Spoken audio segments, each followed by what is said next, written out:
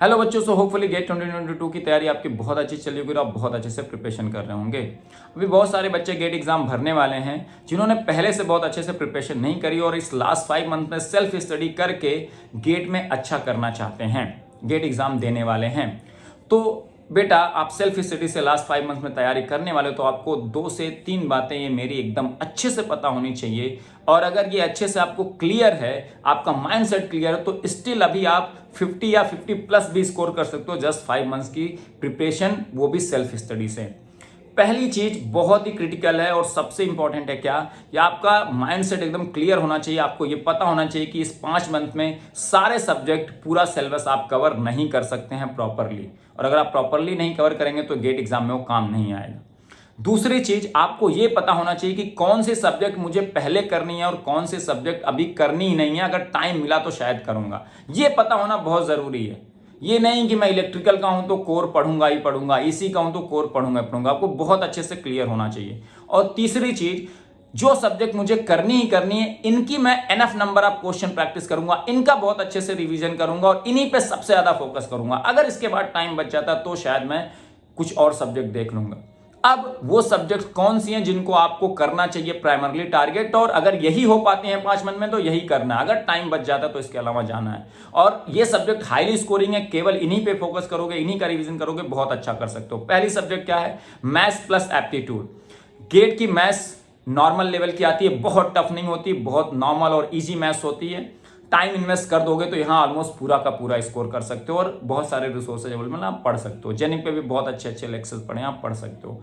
Aptitude में अगर English वाला पोर्शन थोड़ा छोड़ दें, बहुत लोगों का स्ट्रांग नहीं होता, तो जो बाकी पोर्शन होता है वो बहुत टफ नहीं आता है, बहुत इजीली कवर किया जा सकता है। प्रैक्टिस कर लोगे बहुत अच्छा स्कोर कर सकते हो। दूसरी सब्जेक्ट बहुत ही इंटरेस्टिंग है, बहुत ही स्कोरिंग है, और टाइम दे लोगे तो एक आध क्वेश्चन हो सकता है एग्जाम में छोटे, बाकी सब बन जाएंगे। नेटवर्क थियरी बहुत इंटरेस्टिंग सबको लगता है, न्यूमेरिकल बेस्ड है, बहुत प्रैक्टिस कर लोगे अच्छे से तो बहुत मैक्सिमम स्कोर कर लोगे। बहुत एक आध क्वेश्चन छूट सकता है, वो पूरे साल प्रिपरेशन करने वाले से भी छूट सकता है। फिर इसके बाद जो सब्जेक्ट आती है जो आपको करनी चाहिए, जो कम टाइम इन्वेस्ट करके हाई गेन आपको देती है, वह कंट्रोल सिस्टम और सिग्नल सिस्टम।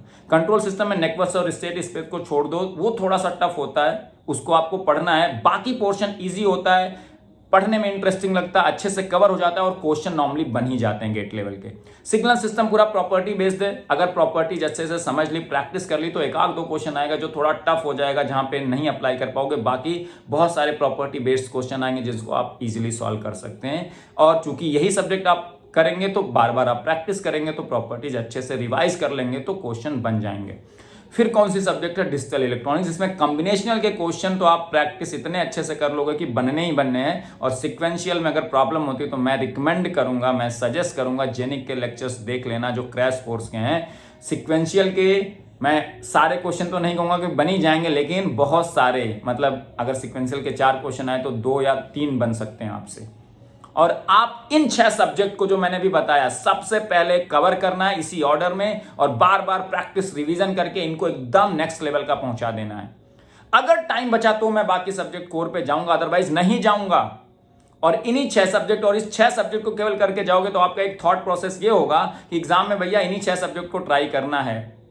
बाकी सब्जेक्ट भी आप कभी ना कभी पढ़े हैं, उससे एकदम स्ट्रेट फॉरवर्ड क्वेश्चन आ गया, एकदम इजी क्वेश्चन आ गया, तो पेपर में एक बार पढ़ोगे तो है ही ना, क्वेश्चन देखोगे तो है, तो उसको कर लेना।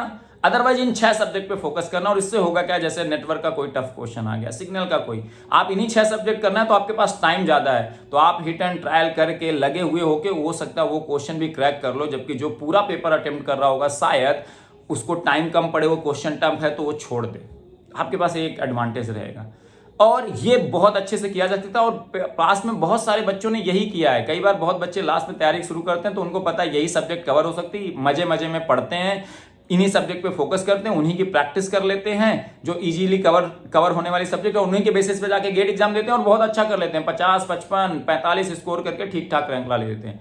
तो आपका भी थॉट प्रोसेस क्लियर होना चाहिए, आप सेल्फ स्टडी स्टूडेंट हो, कि जो चीजें हो सकती हैं उन पे फोकस करूं तो वो होंगी, जो चीजें नहीं हो सकती हैं, जो पॉसिबल नहीं है, जबरदस्ती मोटिवेट होकर करने से ऐसा नहीं कि चीजें हो ही जाती हैं। एक प्रॉपर प्लान होना चाहिए जो एग्जीक्यूटेबल हो, जो प्रॉपर मैनेजेबल हो, तो आप ज्यादा अच्छा स्कोर कर सकते हो। और मैं जैसा हमेशा कहता हूं, अभी चलने से, नॉर्मल दौड़ने से काम नहीं चलेगा, जी जान लगा दो, 5 मंथ में सेल्फ स्टडी करना, एकदम जी जान लगा दो कि जितना बेस्ट एफर्ट हो सकता है दूंगा, और ये जो मैंने स्ट्रेटजी बताई इसको फॉलो करते हुए लगा दो, आप बहुत अच्छा कर लोगे। बहुत सारे फुल कोर्स यूजर जो पूरे साल तैयारी कर रहे हो उनको भी पीछे छोड़ सकते हो।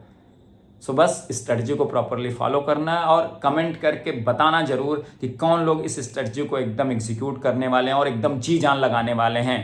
उनके लिए हमारी तरफ से भी पूरा सपोर्ट हमेशा रहेगा। And till then, bye bye, take care.